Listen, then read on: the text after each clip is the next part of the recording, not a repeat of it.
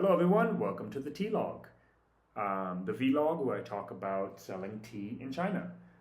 Um, Talk a bit about sourcing, talk a bit about some of the business side of it, some of the struggles, some of the things, the hiccups, the challenges I've faced in the last 2 weeks for this one.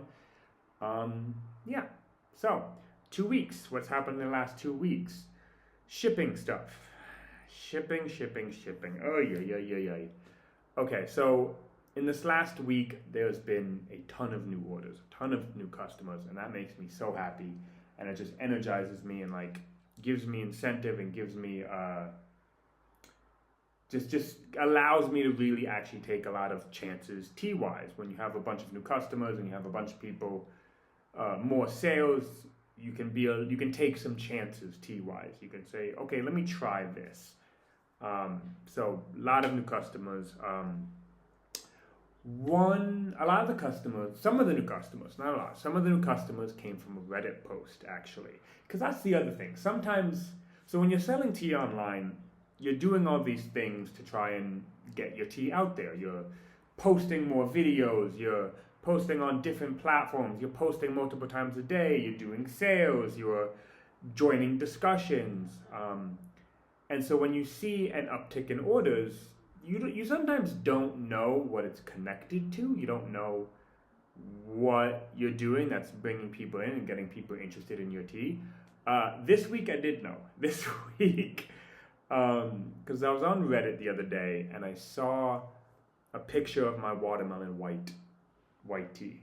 And the watermelon white is huge leaves, caked and loose, and so very easy to recognize. But the caption of the Reddit of the picture was, "Is this normal?" And I saw that and I said, "Oh shit!" I was like, "Oh god damn it!" Because what it was, they were holding twigs. They were holding the stems. Because the watermelon white, loose and caked, is both a stemmy tea. It's not extremely stemmy, but there's a solid amount of stems in there. And so I looked at the discussion and I was a little worried because I was kind of afraid there's going to be a lot of people being very like, your white tea cannot have any stems. We should only be drinking the finest white tea, and the finest white tea gets sorted by hands, and very elitist, not elitist, but very like people trying to show off about how much they know about tea, and you should only be drinking the finest. Because I will say, when I first entered the tea space in in 2014, that was very often the case. There was a lot of people who were talking a lot about just drinking the finest and drinking the best, and it should only be hand-picked by people who have done the ritual and stupid shit like that. And so when I checked, that's what I saw. But that's what I was expecting. But what I saw was actually made me very happy, just for the tea market, the tea community as a whole.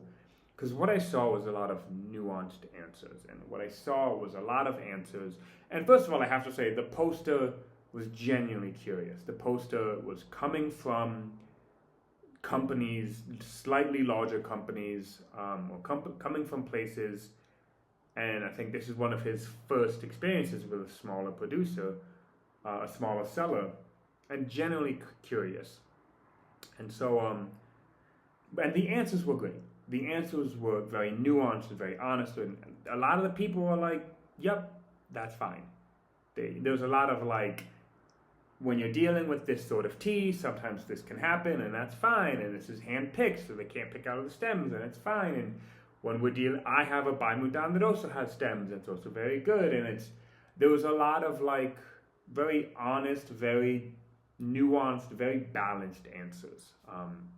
And I thought that was great. And of course, I was like, oh look, there's my tea. I left a comment like, there's my tea, and I gave some background, and I was like, yeah. So for Baimudans and Silvanitos, you don't really want to see this so much. But when we talk about heirloom old tree, which is what the watermelon white is, it's a heirloom varietal and it's old tree, 200 years old. Yeah, you're gonna get some branches. First of all, it's a tree, not a bush, so you're getting nice thick stem, nice thick branches leading onto the leaf. The leaf is growing off of branches and twigs. And then because it's a tree and not a bush, picking is more of a this motion. It's not it's not little fine plucking. It's more of a rip. It's more of a grab. It's more of a yank. So things are gonna come out. And obviously you don't want too many stems. You don't want a shit ton of stems. And when I'm packing up the watermelon white, I will kind of pick out some stems. If I see stems that are too big, or if I really notice some stems, I'll try and pick them out. But I will also say that last week I went to my friend's shop, and she drank a heirloom varietal white tea, which was not the same tea, but also heirloom varietal and also old tree, and it was very stemmy, very similar to my old tree gongwei that I sold last year. And she actually just broke the twigs in half and threw the twigs right in.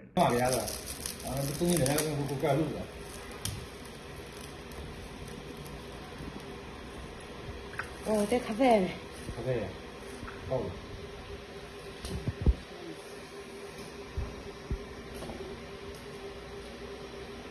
And when I asked her why, she said it was for the flavor. She said that's what gave it the white tea flavor. So that was great. So because of that, because he had gotten the loose tea versus the caked tea side by side, and so I saw a small uptick in orders of just getting that. So that was a cool thing to see, that connection. Yeah. Shipping though, going back to shipping. Shipping has been weird this month, and I think a lot of it has to do with tariffs, the threat of tariffs, and a lot of people tried to ship stuff quickly. First of all, my shipper's very behind on orders, and I think she usually sends tracking numbers at the end of the month. So I don't think she has like a specific number. I don't think she waits till like 10 orders. I think it's at the end of the month, I guess. Her company gets the bill and then she forwards it on to me. She's very behind. There's a lot of orders. Which is fine. And people have emailed me, and whenever I'm talking to a new customer, I always say like, hey, this is what's going to happen. There's going to be a delay. But what else happened this week, which has given me some stress, is some orders seem to be stuck in America. They seem to have hit America, especially I think the New York side. They flew into New York and then stuck. And what's stressing me out is that it's always the 30th.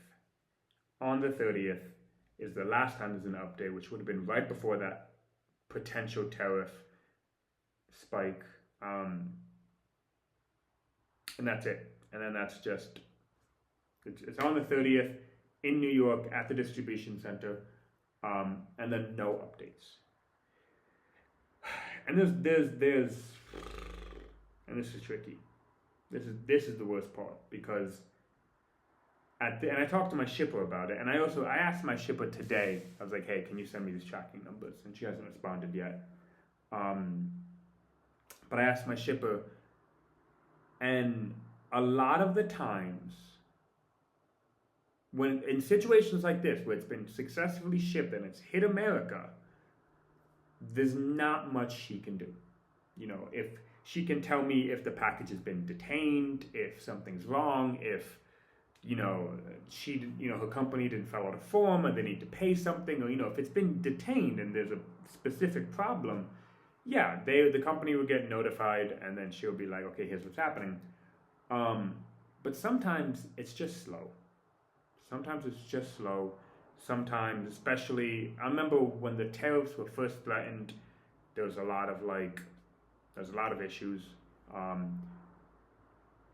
So unfortunately, there's not much I can do. One of the reasons I asked for tracking numbers is so I can check other tracking numbers, because it does seem like some teas have gone through.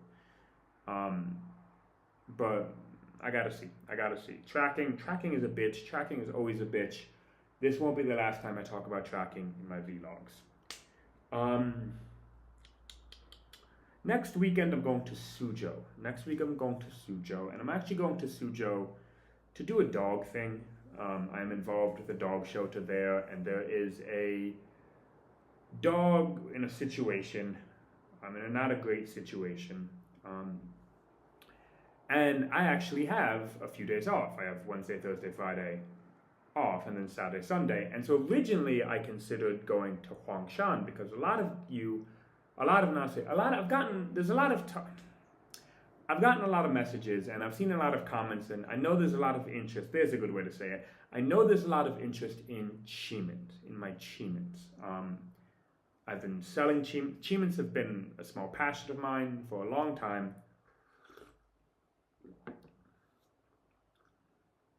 Does taste like Coca-Cola. Does taste like Coca-Cola. Qiments have been a passion of mine, not a passion, but I've talked a lot about qiments before. It's qiment sample packs, and it's something I feel pretty passionate about when it comes to qiments.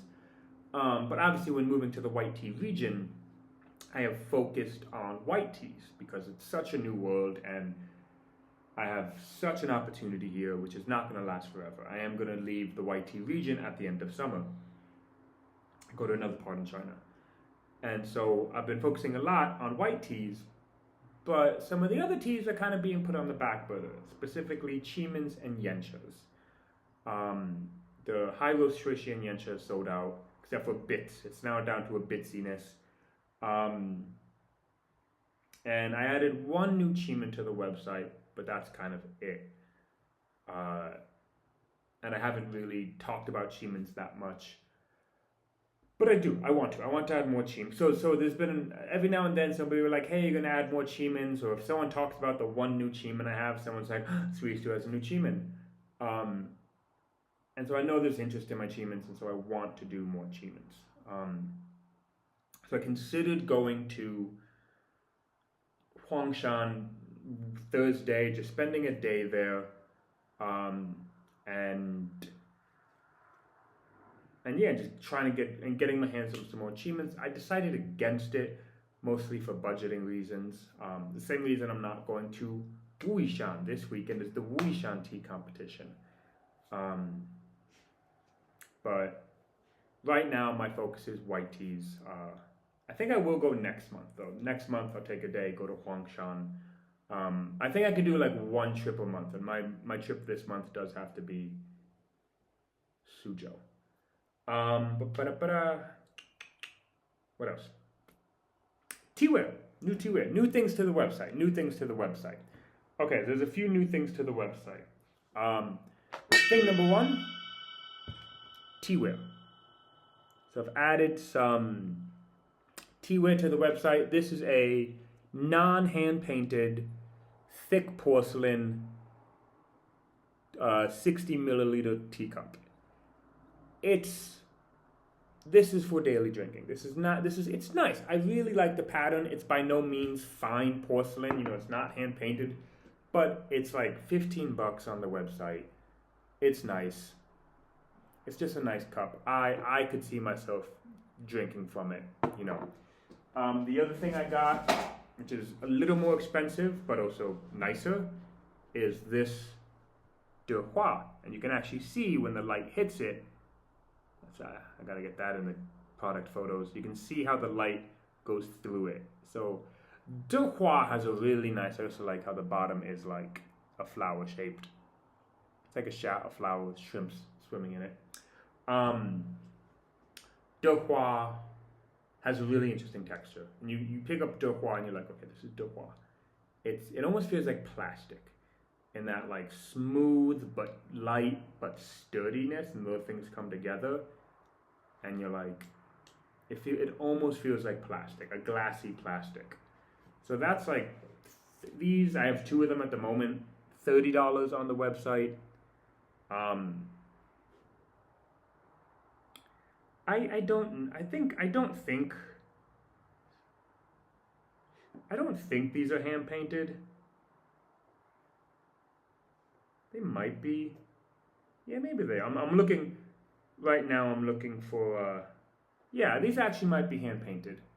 Because I have two, and I compared the shrimps, and I saw that they're a little bit different. There is a little bit of difference. Obviously, it's a very, very simple shrimp design, so generally it's the same, but just you can see where this one tail comes a little bit more up, this one tail goes a little bit wider.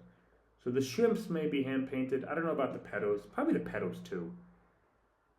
Maybe a stamping thing. I don't know. It's nice. The texture is the key part. Also, maybe coming to the website. I think I might have to.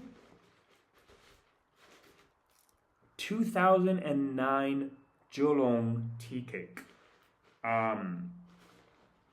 You guys know me. I am not an aged tea guy. I'm not a caked tea guy. This is actually something I've had in my stash for a little bit. I've been giving it out to some more of the higher level mystery boxes. But like I drank it yesterday and I was like, ooh, like it hit a spot. It was clean. There's this kind of round fruity note. But then there was that kind of dark, smoky, earthy, like, you know, that aged flavor. But it still remained light and refreshing. And so it all kind of came together to like a cigar. Like a nice cigar. So I might call it the cigar tea cake. And yeah, especially as the weather's getting chillier. And I'm just like, I'm looking at it now. I'm like, I might brew that up. Right now I'm drinking the Rose Aroma. The Rose Aroma red tea, which has like the aroma of roses.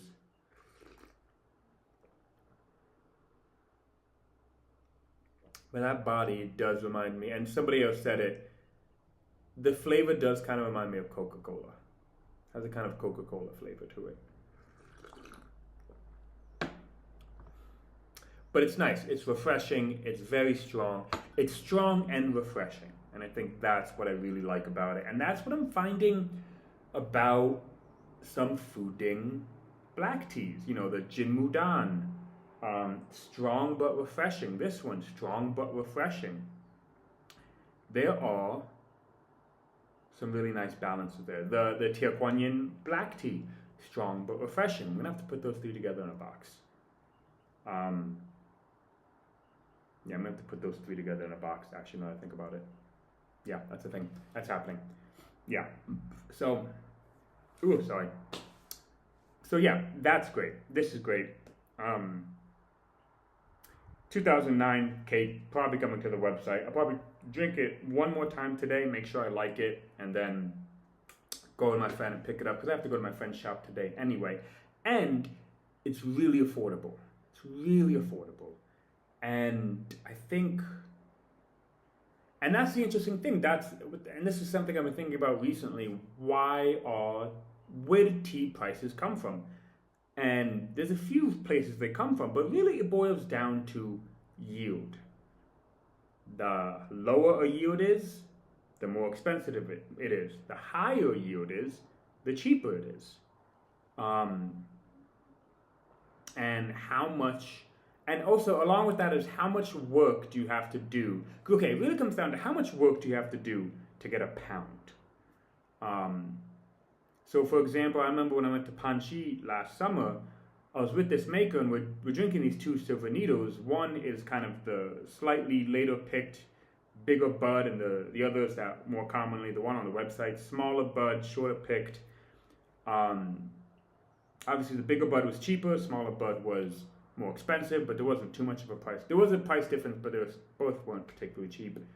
And she said that the bigger bud used to be standard. The bigger bud used to be more standard because the price for silver needle used to be lower. And so when you pick this small bud, you have to pick a lot more to get a pound. And if you're not making that much money off of a pound, you know, the work doesn't really equal the income. It's not a very good ROI. But when you let the bud go a little bit bigger, you know, that's 50% or twice as heavy. You don't have to pick as much to get a pound. The yield is higher, and it's easier to get a certain amount of tea.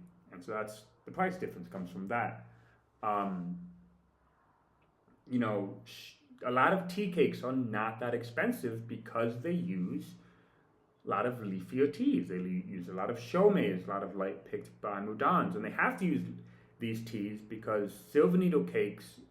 It turns out the leaves are important for keeping the cake together. If you have a cake that's too much bud, it's very easy to fall apart and break. But on top of that, leaves, there's a high yield of leaves, so you can very easily pick enough leaves for a cake. So that's why a lot of cakes, even when they're old, the 2009 is not that expensive.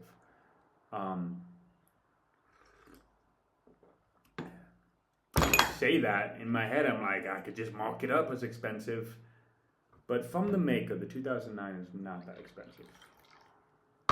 So,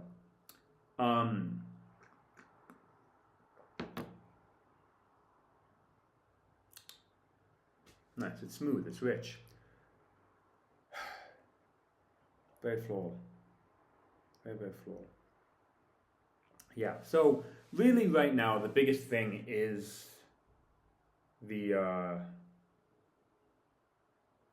shipping, is making sure that packages eventually move. I haven't seen anybody commenting that other shipments are having issues, like from other companies, which is a good sign. Because remember last year when this happened, packages were just bouncing everywhere. But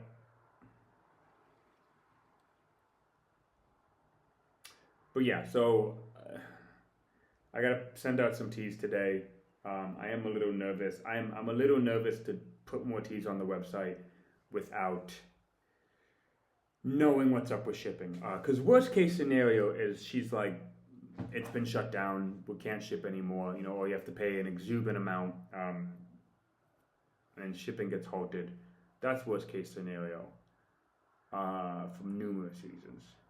And that's why I'm a little nervous about that. I will say. But we will see. I'm optimistic. It's usually fine. I always expect things to be fine, and then expect the best, prepare for the worst sort of thing. So, it's fine. It's fine. All right.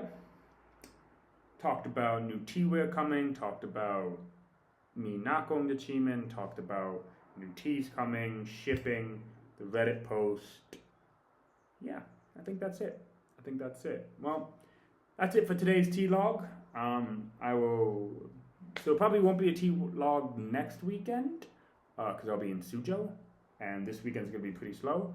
So I expect another TLog in 2 weeks. But next weekend, definitely expect some dog videos. We like dog videos.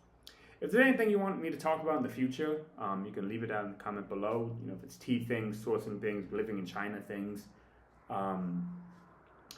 Obviously, please subscribe, like this video.